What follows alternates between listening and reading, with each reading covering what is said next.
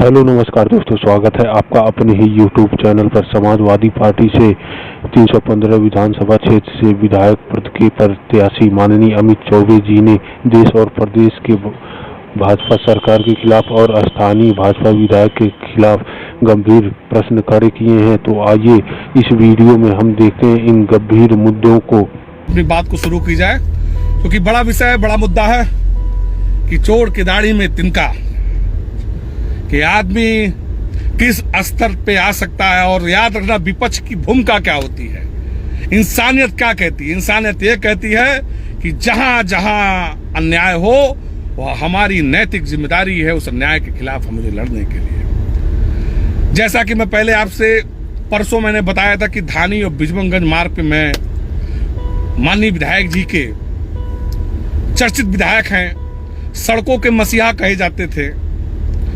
और सड़क ऐसी बनती है कि तब तक सड़क कायम रहती है जब तक माननीय जी का पेमेंट उनके खाते में ना आ जाए। पेमेंट खाते में आने के बाद सड़क जाए भाड़ में, उनसे कोई वास्ता नहीं रहता है। इसका उदाहरण मैंने पेश किया था कि आपको बताया था कि धानी और बिजबंगगंज की जो सड़क बनी थी, वो सड़क बनने के 1 महीने के बाद 2 दिन की बारिश में पूरी सड़क धंस गई थी, टूट गई थी, सड़क बीच में से फट गई थी और सारे जो पैच के मट्टी हैं वो सारी मट्टियां ढह गई थी। इसका मैंने लाइव के माध्यम से आपको दिखाया था, आपको बताया था।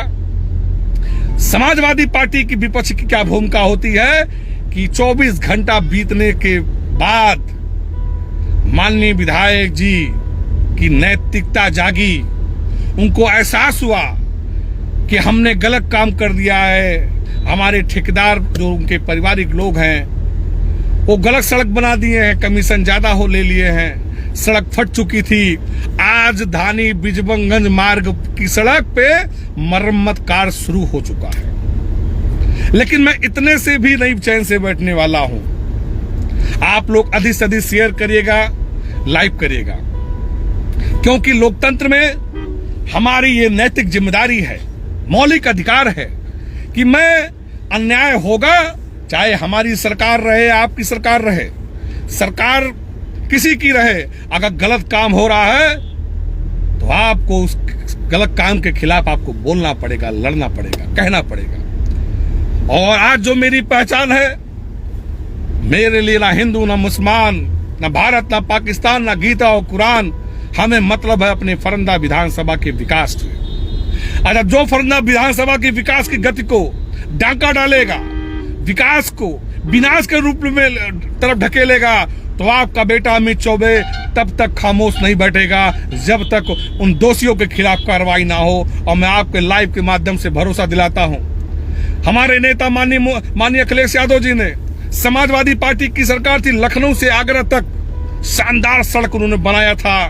अभी कुछ दिन पहले एक प्लेन तकनीकी खराबी की वजह से उसी सड़क पे मेरे नेता माननीय अखिलेश यादव द्वारा बनाया गया सड़क पे वो प्लेन उतरा था। और जब हमारी सरकार चली गई थी तो यही भारतीय जनता पार्टी के मंत्री, सांसद उस सड़क पे फावड़ा लेके गए थे खोदने के लिए। कुछ नहीं मिला, जांच हुई, उच्च स्तरीय उन्होंने जांच कराया था, लेकिन सच को आंच नहीं होता है। उस सड़क पे कोई भी कमी नहीं निकाल पाए योगी आदित्यनाथ। लेकिन आप सोचो कि 1 महीने पहले की जो सड़क बनी थी, उस सड़क को बेनकाब करने का जो मेरी लायबिलिटी थी, मेरी जिम्मेदारी थी अपने विधानसभा के साथ, मैंने किया। और 24 घंटा बीता ही नहीं कि उस सड़क पे मरम्मत कार्य शुरू हो गया। आप बताओ, अगर सड़क सही बनी थी तो सड़क टूटी कैसे? सड़क बनी थी तो टूटी कैसे? और जब मैं लाइव कर रहा था तो माननीय विधायक जी के रिश्तेदार धमकी भरे लहजे में, धमकी भरे स्वर में, एक आवेश में, एक तेवर में, एक कलेवर में, एक घमंड में उन्होंने मुझे दबाने का प्रयास किया। लेकिन याद रखना, सत्य परेशान हो सकता है पर पराजित नहीं हो सकता है। जहां जहां न्याय होगा, अभी आपने देखा था पिपरा मौनी में माननीय विधायक जी ने ITI कॉलेज खोला है, सरकारी कॉलेज है। हम शिक्षा के मंदिर के खिलाफ नहीं हैं, बहुत बहुत बधाई, साधुवाद माननीय विधायक जी को कि आपने ITI कॉलेज लेके आए, इसके लिए मैं आपको बधाई देता हूं। लेकिन जो जमीन कब्जा हुआ, जो हरे पेड़ काटे गए, लगभग 1 एकड़ 37 डिसमिल जमीन पे अवैध कब्जा हुआ, जो 100-150 साल 200 साल पुराना पोखरा था उसको पाटने का काम किया गया, 100 साल पुराने पेड़ को काटने का काम किया, हम उसके खिलाफ थे। और याद रखना, माननीय विधायक जी के सरकार में, माननीय विधायक जी की सल्तनत पे आज लखनऊ से लेकर दिल्ली तक इनकी सरकार है, लेकिन आपका बेटा अमित चौबे आपके बल पे, आपकी ताकत पर उस विद्यालय का काम रुक गया है और बहुत जल्दी उस सारे जमीन पे अवैध जो कब्जा हुआ है उसको खाली करना पड़ेगा। कोई दुनिया की ताकत नहीं रोक पाएगी। और मेरा एक और सवाल है, सरकारें आएंगी और जाएंगी, लेकिन जिस दिन हमारी सरकार आ गई, जिस सड़क पे आज मरम्मत कार्य शुरू करा रहा, अगर उस संबंधित ठेकेदार को, उन अधिकारियों को अगर खींच के ला किसी महाराजगंज में पूरे पैसे की रिकवरी ना कराया तो राजनीति के इस्तीफा दे दूंगा, क्योंकि हम राजनीति, मेरा पेशा नहीं है। राजनीति में मैं पैसा कमाने के लिए नहीं आया हूं, राजनीति में व्यवस्था बनाने के लिए आया हूं। विकास की गति को एक माध्यम कि हमारा फरंदा विधानसभा कैसे आगे जाए। जब तक विधायक सड़क में कमीशन लेना नहीं बंद करेगा, तब तक विधानसभा का विकास नहीं हो पाएगा। ये मैं आपको बताने और समझाने आया हूं, ये कहने आया हूं। मेरी कोई हैसियत नहीं है, मुझे कोई व्यक्तिगत रंजिश मेरी माननीय विधायक जी से नहीं है, मेरा कोई खेत मेड़ का झगड़ा नहीं है, वो हमारे विधानसभा के भी नहीं है कि हमारा खेत मेड़ का झगड़ा हो। लेकिन आप हमारे यहाँ के माननीय विधायक हैं, आप हमारे विधायक हैं, आप मेरे विधायक हैं, तो मेरा विधायक अगर गलत करेगा तो मैं आपसे सवाल जवाब जरूर करूंगा। ये मेरा मौलिक अधिकार है, इसको आप हम छीन नहीं सकते हैं। और दूसरी बात, आज जिस तरीके से थाना हो गया डाकखाना, कुछ थानों को छोड़ दिया जाए, पता नहीं, हो सकता है मेरे दबाव में या किसी के दबाव में, लेकिन आज थाने की जो स्थिति हो चुकी है, तहसील की स्थिति हो चुकी है, मुझे लगता है ब्रिटिश शासन का राज आ गया है कि जैसे अंग्रेज थे, मारो काटो लूटो, उनको इंसानियत से, मानवता से, पीड़ितों से कोई वास्ता नहीं था। लेकिन अधिक से अधिक लोग शेयर करिएगा कि जितनी भी सड़कें टूटी हैं इनके कार्यकाल में और जितनी सड़कें इनके कार्यकाल में बनी हैं, उन सारे सड़कों की जांच कराई जाएगी। ये याद रखिएगा मेरी बात को। आज जो जितने भी अधिकारी, संबंधित अधिकारी हैं, चाहे वो तहसील प्रशासन से लेके जिला प्रशासन तक, चाहे वो CO से लेके SO से लेके कप्तान तक, सरकार आएगी, सबका सूद समेत हिसाब लिया जाएगा। क्योंकि सरकारें आएंगी और जाएंगी, लेकिन फरंदा के विकास के पहियों को अगर कोई बाधा डालेगा, कोई रोकने का काम करेगा, ये हमें क्षम्य नहीं है, इसे हमें बर्दाश्त नहीं है। हम नहीं बर्दाश्त कर पाएंगे, क्योंकि हमने ठाना है कि फरंदा विधानसभा को आगे ले जाना है। ऊपर वाला मुझे अवसर दिया तो मैं तकदीर और तस्वीर फरंदा विधानसभा की बदलने के लिए दिन रात एक कर दूंगा, क्योंकि याद रखना, अगर मैं इनसे अलग नहीं रहूंगा तो मैं भी हो जाऊंगा शामिल बाजा। मुझे शामिल बाजा नहीं बनना है, मुझे शहनाई बनना है कि शहनाई की धुन, हजारों बैंड बाजों में शहनाई की धुन सबसे अलग होती है। आज फरंदा विधानसभा किस लिए जाना जाता है? खराब सड़कें हो गई हैं, थाना डाकखाना हो चुका है, तो सरकारी पैसे की जो लूट हो रही है। बताओ, जहां चोआ पड़ना था, जहां गिट्टी पड़ना था, वहां लोग चोआ गिट्टी खा जा रहे हैं। जो चोआ गिट्टी सड़क पे पड़नी थी, सड़क पे ढलनी थी, उस चोआ गिट्टी के हमारे यहाँ के माननीय जी उसको घोट जा रहे हैं, पी जा रहे हैं। कहां क्षम है? अरे मैं नहीं कहता हूं माननीय विधायक जी, आपके पास बहुत काम है, बहुत जिम्मेदारियां हैं, बहुत लोग आपके पास है, आपका खर्चा है, लेकिन क्यों फरंदा विधानसभा से ही आप खर्चा लेते हो? आप विकास अगर ईमानदारी से कर दोगे विकास, तो कोई सड़क 5 साल 10 साल के नीचे टूटने वाली नहीं है।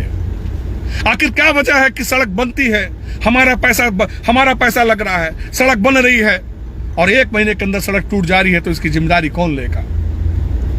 यह नहीं है कि आपने विकास किया है आपको विकास के लिए चुना गया था, आपको विनाश के लिए नहीं चुना गया था। आज स्थिति यह हो चुकी है, यादव के लिए अलग व्यवस्था है, ब्राह्मण के लिए अलग व्यवस्था है, दलितों के लिए अलग व्यवस्था है। अगर कोई बोले ना तो याद रखना 55 दिन लोग थाने में बैठ के जिंदगी मौत के बीच में जूझ रहे हैं, बीमारी से जूझ रहे हैं, गरीबी से जूझ रहे हैं। कोई सुध लेने वाला नहीं है, कोई बोलने वाला नहीं है। लेकिन अगर तो मेरे पास एक फोन आ जाता होगा तो याद रखना मैं ऐसा इंसान हूं कि पैरवी भी करता हूं, छोड़ाता भी हूं और फिर उनको फोन करके बताता हूं कि आपका बेटा, आपका भाई छूट गया है। क्योंकि मैं कुछ नया नहीं करूंगा, कुछ अलग नहीं करूंगा। इस चकाचौंध की जिंदगी में, पैसे की जिंदगी में, ये तानाशाही की जिंदगी में हम भी मिट जाएंगे, आप भी मिट जाओगे। अगर वो सड़क अच्छी बनी थी तो आज मरम्मत कार्य क्यों शुरू हो गया? मेरा पहला सवाल है।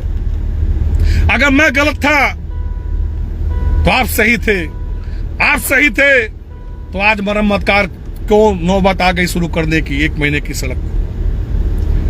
क्योंकि जिनके घर शीशे के होते हैं दूसरों घर पत्थर नहीं मारा करते। मेरे पास धमकी आनी शुरू हो गई, हमें डराया जा रहा, धमकाया जा रहा है। लेकिन याद रखना हम माटी के लाल हैं साहब, हमने खादी पहना है, चूड़ी नहीं पहना है। अगर हम डरते तो कहीं प्राइवेट नौकरी मियां बीबी 2 बच्चों में मस्त हो जाते। हमने डरना नहीं सीखा है।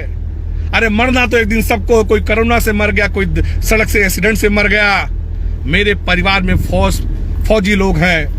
कारगिल युद्ध, मेरे बड़े पिताजी और मेरे चाचा कारगिल युद्ध की जंग जीत के आए थे। मेरे परिवार में कारगिल युद्ध जब हुआ था तो मेरे पिताजी अखनूर और पुंछ में मेरे चाचा पोस्टिंग थे। हम वो परिवार से बिलोंग करते हैं। हम राजनीति में यहां तक पहुंचे हैं तो अपनी एक लकीर खींच के पहुंचे, अपनी लाइन खींच के पहुंचे हैं। अरे तूने चाहा ही नहीं, हालात बदल सकते थे। एक किसी शायर ने कहा है कि तूने चाहा ही नहीं, हालात बदल सकते थे। मेरे आंसू तेरे आंखों से निकल सकते थे। तुम ठहरे दरिया के पानी, नहीं तो बहुत दूर निकल सकते थे। साहब आपको बहुत बड़ा अवसर आया था, बहुत बड़ा अवसर आपको मिला था कि आप विधायक भी हो गए, आपकी सरकार भी हो गई और आपके चहेते मुख्यमंत्री भी हो गए। अरे साहब इतना हमें मिला होता तो फरंदा विधानसभा 50 साल आगे चला गया होता। हाँ, अगर किसी को कुछ मिला तो माननीय जी के खाते में बहुत शानदार भारी भरकम रकम आ गई। बड़े एक क्लास के ठेकेदार है, बहुत बड़ा स्ट्रॉन्ग केसर हो गया, कई गाड़ियों के मालिक हो गए, कई बिल्डिंगें बन गई, कई विरासत लिखा दिया गया। लेकिन फरंदा जहां था वहीं रह गया। हाँ, आपने सड़क बनाया तो सड़क बनाने के पीछे कारण क्या था? कारण यह था क्योंकि आप ठेकेदार हो, आप स्टोन केसर के मालिक हो, कई ट्रकों के मालिक हो, गिट्टी आप तोड़ते हो, चोवा आप लाते हो। आखिर वो चोवा गिट्टी कहां चले गया? कौन पी रहा है? किसको चोवा गिट्टी पसंद आ रहा है? ये बड़ा सवाल है। आखिर विकास आपने किया होता तो ये नौबत नहीं आती। आखिर हमने प्रयास किया, परसों हमने लाइव किया था और लाइव में ही माननीय विधायक जी के रिश्तेदार आके हमारे काम को वादा डाल रहे थे। मेरा सवाल है, आप सही थे तो क्या वजह हो गई कि आज उस सड़क पे मरम्मत कार्य करना शुरू हुआ? क्योंकि सत्य परेशान हो सकता है, पराजित नहीं। इसलिए आप सबसे निवेदन है, जहां अन्याय हो, कहीं भी हो, मेरा विधानसभा हो, विधानसभा से बाहर हो, आप एक फोन कर देना। मैं 100% प्रयास करूंगा आपके मान और सम्मान की रक्षा करने के लिए, पूरी कोशिश करूंगा रक्षा करने के लिए। अगर किसी कारणवश नहीं कर पाया तो कम से कम आपके साथ मैं खड़ा रहूंगा उस थाने, उस तहसील में जो मेरी जिम्मेदारी है, मैं उसको बखूबी निभा करूंगा। इसलिए बहुत बहुत धन्यवाद। आप सब लोग जुड़े, अधिक से अधिक शेयर करें, खासकर फरंदा विधानसभा के होनहार साथी लोग। आप सब मेरी ताकत हो, मेरी आवाज हो। मैं आपका भाई हूं, आपका बेटा हूं, आपके घर का लड़का हूं। 24 घंटा फरंदा के विकास के लिए सोचता हूं, 24 घंटा समाजवाद को आगे ले जाने के लिए प्रयास करता हूं। आंख खुलती है तो समाजवादी पार्टी के नाम पे, फरंदा विधानसभा के नाम पे, आंख बंद होती है तो आपके नाम पे। जब तक जीऊंगा फरंदा विकास विधानसभा के विकास की गति को आगे ले जाने के लिए किसी भी कीमत, कोई भी कुर्बानी देनी पड़े तो अमित चौबे तैयार है। क्योंकि याद रखना, जिस आदमी ने अपनी मिट्टी से गद्दारी की, कभी उसे दोबारा उसको जमीन, कब्र भी नसीब नहीं होगा। क्योंकि ये भारत माता, और खासकर जिस मिट्टी से आप विधायक बने हो, उस मिट्टी ने आपको कहां से कहां पहुंचाया है। कम से कम उस विधानसभा के भोली भाली जनता से ईमानदारी करते तो आज ये नौबत नहीं आती। इन्हीं सब बातों के साथ पुनः एक बार, जितने लोग लाइव पे अधिक से अधिक शेयर करिएगा, लाइक करिएगा, बहुत बहुत धन्यवाद, आभार। मैं आपके साथ था, हूं, रहूंगा, चाहे वो अगड़ा हो, पिछड़ा हो, दलित हो, बैकवर्ड हो, फॉरवर्ड हो, लोनिया हो, धोनिया, कहार हो, पासी हो, मल्ला हो, बिंद हो, ढाणी हो, चौरसिया हो, कुमार हो, हर बिरादरी के साथ हूं। क्योंकि मैं आपका बेटा हूं और क्योंकि नौजवानों की कोई जात नहीं होती और मैं आपकी बहुत गरीब परिवार से निकल के यहां तक पहुंचा हूं। इसलिए आप सबसे मेरा निवेदन है, अधिक से अधिक शेयर करिएगा, लाइक करिएगा। बहुत बहुत धन्यवाद, नमस्कार, जय समाजवाद, माननीय अखिलेश यादव जिंदाबाद, धन्यवाद।